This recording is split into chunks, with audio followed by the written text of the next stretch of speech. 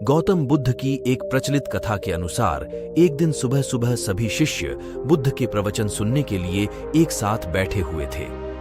कुछ देर बाद बुद्ध अपने साथ एक रस्सी लेकर आए। तथागत के हाथ में रस्सी देखकर सभी शिष्यों को हैरानी हुई। बुद्ध अपने आसन पर बैठे और उन्होंने रस्सी में एक के बाद एक 3 गांठ बांध दी। इसके बाद उन्होंने शिष्यों से पूछा कि क्या ये वही रस्सी है जो गांठ बांधने से पहले थी? इस प्रश्न के जवाब में एक शिष्य ने कहा कि तथागत, इसका उत्तर थोड़ा मुश्किल है। ये हमारे देखने के तरीके पर निर्भर करता है। एक तरह से तो रस्सी वही है, इसमें कोई बदलाव नहीं है। एक अन्य शिष्य ने कहा कि अब इसमें 3 गांठें लगी हुई हैं, जो कि पहले रस्सी में नहीं थी। इसे बदला हुआ भी कह सकते हैं। क्या ये वही रस्सी है जो गांठ बांधने से पहले थी? इस प्रश्न के जवाब में एक शिष्य ने कहा कि तथागत, इसका उत्तर थोड़ा मुश्किल है। ये हमारे देखने के तरीके पर निर्भर करता है। एक तरह से तो रस्सी वही है, इसमें कोई बदलाव नहीं है।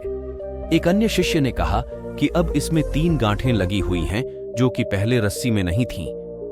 इसे बदला हुआ भी कह सकते हैं।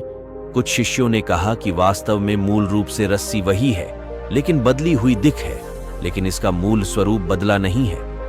शिष्यों की बात सुनकर बुद्ध ने कहा कि आप सभी सही बोल रहे हैं। अब मैं इन गांठों को खोल देता हूं। ये बोलकर बुद्ध रस्सी के दोनों सिरों को खींचने लगे। बुद्ध ने पूछा कि क्या इस प्रकार रस्सी की गांठें खुल जाएंगी? सभी शिष्यों ने कहा कि नहीं, ऐसा करने से तो गांठें और ज्यादा कस जाएंगी। इन्हें खोलना और मुश्किल हो जाएगा। बुद्ध ने कहा कि ठीक है, अब एक अंतिम प्रश्न, इन गांठों को खोलने के लिए हमें क्या करना होगा? शिष्यों ने कहा कि हमें इन गांठों को ध्यान से देखना होगा, जिससे हम जान सकें कि इन्हें कैसे लगाया गया है।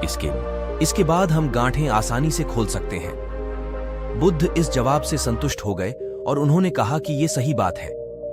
हम परेशानियों में फंसे रहते हैं और बिना कारण जाने ही उनका हल खोजने लगते हैं, जबकि हमें पहले समस्याओं के मूल को समझना चाहिए।